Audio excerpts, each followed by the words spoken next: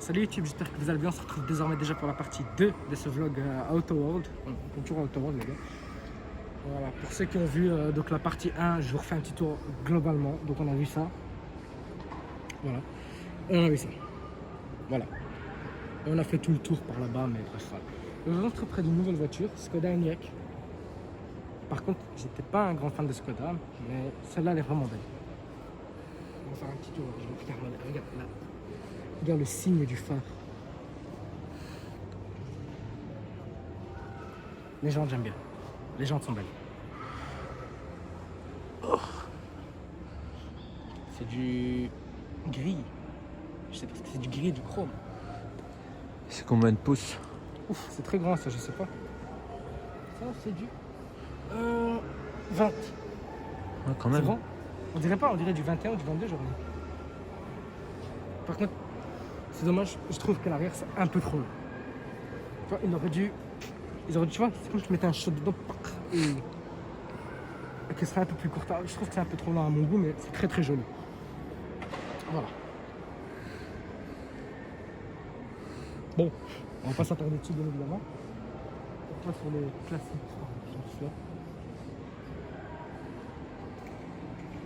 Il y a même une Rolls de l'autre côté, je vais vous la montrer après. Il est fort de la couleur. C'est beau, hein. Ouais. Ah ben là il y en a une. Bugatti 44. Je connaissais pas, mais 80 chevaux.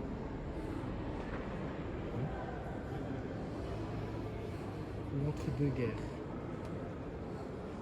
23, c'est la deuxième. C'est la deuxième, ouais, type 23. C'est très très joli comme voiture. Hein. J'aime bien les jantes, mais la couleur. Celle-là, il faut mettre des petites BBS dessus. T'imagines? Ah, il y a même une troisième. Ok. Là, on voit que le logo a commencé à changer. Non, bon, petit bug, ça a coupé. Donc, on disait, on était donc sur la Bugatti Type 49. Et donc, comme je l'ai dit ici, donc sur le logo il avait commencé à changer au niveau de là. Voilà. Donc, on commence à voir le EB de Ettore Bugatti. Voilà. Là, on a la belle Lancia. Donc, c'est l'ancien Astura Pininfarina. Pininfarina, ouais, voilà. Donc, Pininfarina, c'était un ingénieur. Si je dis pas de conneries, je crois que c'est ça. Corrigez-moi dans les commentaires, les gars, hein, parce que tu connais. Pininfarina, donc c'était un ingénieur donc qui a travaillé avec Lancia. Et au bout d'un moment, il a sorti sa propre marque qui s'appelle du coup Pininfarina. Elle a été présentée au salon de Genève, au dernier salon de Genève, et aussi donc au dernier salon de l'auto à Bruxelles. Donc je pense que si je dis pas de conneries, le jour où j'étais au Dreampog, je pense qu'à ce moment-là, je l'avais filmé. Je suis pas sûr. Mais je pense que vous allez voir une grosse hypercar blanche. Ben, c'est celle-là. Elle est magnifique. Elle est même sur mon Instagram d'ailleurs, nao.2020. N'oublie pas de nous ajouter, c'est en description. Mercedes-Benz 350S, Mannen. C'est beau ça. Hein, c'est vraiment beau. Ah, le frérot. Je sais plus qui c'était. Je l'ai au bout de la langue, mais je sais plus qui c'était. Je sais que c'est une Allemande. Elle a quelque chose à voir avec Mercedes sûrement. Avec l'Allemagne même, je pense. Ouais. Ouais, je pense. Ça c'est une Fiat, tu vois, avec le temps le logo il s'est fatigué un peu. Ou je sais pas s'il s'est fatigué ou si c'est mal écrit. Je sais pas. Ah, on a une belle poussette. Hein. Stage 2 échappement Miltech, on est là. Et là, frère, là on arrive dans un vrai truc. Ah ouais, Skoda même. Hein. Ouais. On commence à voir. Ah, Skoda c'était des sportifs. Hein. Donc c'est la Super Sport. Apparemment c'est homologué parce que je crois qu'il y a une plaque dessus. Par contre celle-là c'est vraiment la plus belle. Personnellement je trouve. J'ai plus le nom en tête. Que... C'était la Skoda. Je sais pas, attends, je vais aller jeter un oeil. J'ai me casser la gueule ici une fois. Skoda Spider, voilà, c'est ça. 1972. C'est la plus belle je trouve et c'est la plus rapide en même temps. Et voilà. Et là maintenant on va le passer sur ce morceau là-bas, on dirait un boudin. Je disais une fois ici j'allais me casser la gueule quoi, en pleine vidéo. Pas du tout. Skoda F3.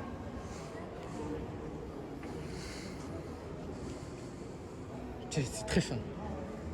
C'est vraiment très fin comme voiture. Une banane. Ouais, c'est vraiment c'est une banane. Un CLS. J'ai commandé la Mercedes CLS. La Mercedes classe CLS. On l'appelait la voiture banane parce qu'elle avait les toutes premières. Elles avaient vraiment une ligne au niveau de la porte qui était vraiment tordue, vraiment comme une banane. Donc on l'appelle la voiture banane. Sur l'aile, tu parles? Ouais, au niveau de la portière et de l'aile. Ouais. Vraiment sur le côté de la voiture, tu avais vraiment une ligne qui faisait comme ça. Banane. Ouais, une banane. C'est vraiment ça. On l'appelait la voiture banane. Voilà. On va repasser par là, frérot. On va faire un tour comme ça. Ah, une 3 roues. Ah ouais, pas mal. Tu crois que ça doit tenir la route, ça? Je sais pas. Moteur à l'avant V12, frérot. Super fast. C'est beau ça. Hein. C'est quoi le Darman spécial? Je connais pas. Là, il y a une de mes voitures préférées dans les classiques. On va y arriver très bientôt. Et c'est frérot. Graham. Salut Julien. C'était pas celle-là, c'est à côté. C'est ça, frère. Rolls. Rolls-Royce Phantom 1. La toute première Rolls Phantom. Phantomas. Produite en 1926. Ça a dû tellement pas avancer. On va regarder les statistiques ensemble. Moteur 7 litres 6, 90 chevaux. 4 vitesses. T'imagines boîte manuelle ce truc? La guerre. La guerre. Franchement, c'est. Alors, voilà. Et là, on va aller voir un pote à moi, frérot, qui est au garage. Donc, c'est l'atelier d'un très bon ami à moi. Il est là. Wait, let me see. Oh, this way. Donc, on va pas trop le déranger parce qu'il travaille, tu vois. Il travaille toute la journée aussi. Ouais, il travaille toujours le skin, tu vois. Il bosse sur là, en ce moment, il est sur un Ford Model T. On est en train de lui faire une reprogrammation, un truc comme ça, une reprogrammation moteur, plus carto. Donc voilà, on va pas le déranger. Oh, salut. Tu venais con quand même. Ensuite,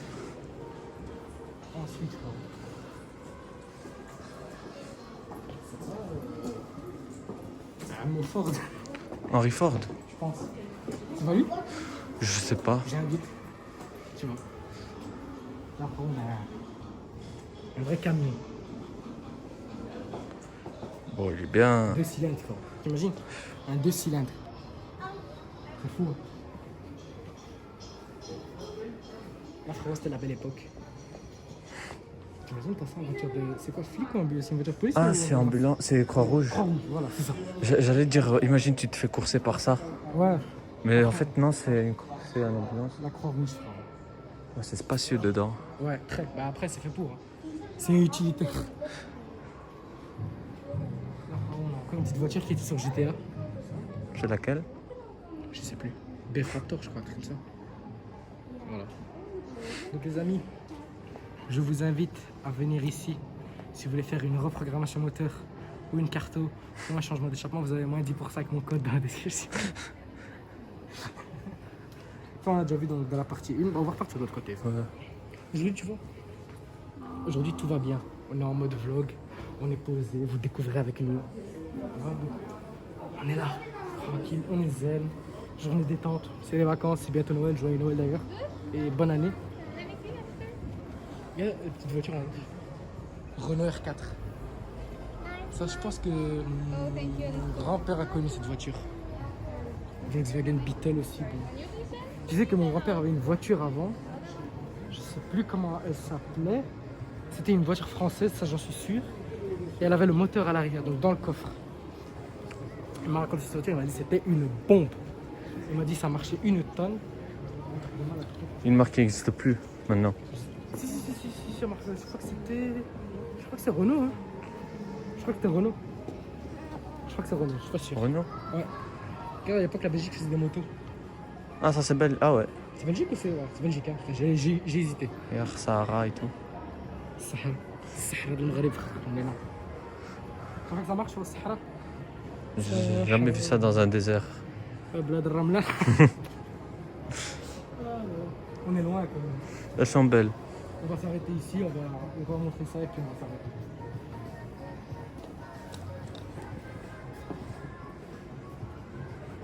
C'est impressionnant, on dirait que c'est fake. Vous voyez la petite voiture au-dessus là? Quand on va chez donc à Drogen Boss, donc où il y a toutes les concessions, on passe souvent par une petite voiture. Je sais pas si t'as déjà vu, elle est toujours à vendre. Ouais. Et je savais pas que c'était une BM. J'aurais parié que c'était une Renault. Je sais pas pourquoi. Ah, Peugeot. Peugeot. T'as pas intérêt à être claustrophobe. Hein. En vrai, tu rates pas dedans. Hein. Avec ma taille, je crois pas que je rentre. Mais c'est ça qu'on avait dit. Je pense pas qu'il faut décapoter alors. Hein, ça, les GMK qui doivent décapoter ces Lamborghini Aventador pour rentrer dedans. Je crois que c'est une décapotable, non? Ouais, je pense. C'est une belle couleur, ça. Ouais. Regarde la poignée, frère. T'as l'impression que tu veux ouvrir la porte, t'as peur que la poignée elle tombe. C'était bien, hein? Comment ils faisaient pour fermer la clé? Je pense qu'à l'époque, on vit pas comme un temps de maintenant, tu vois. Ouais. La vie était belle avant, frère. Donc tu pouvais faire confiance et puis en général, les gens du village te connaissaient, tu vois. Donc voilà. On va s'arrêter ici, on va faire le tour. Bon les amis, ce sera la fin de cette vidéo. N'hésitez pas à liker, commenter et à partager. Et si vous voulez présenter votre voiture, envoyez-moi un message sur mon Instagram qui est en bas dans la description ou celui de mon caméraman. Donc c'est pareil, on répond très vite en général.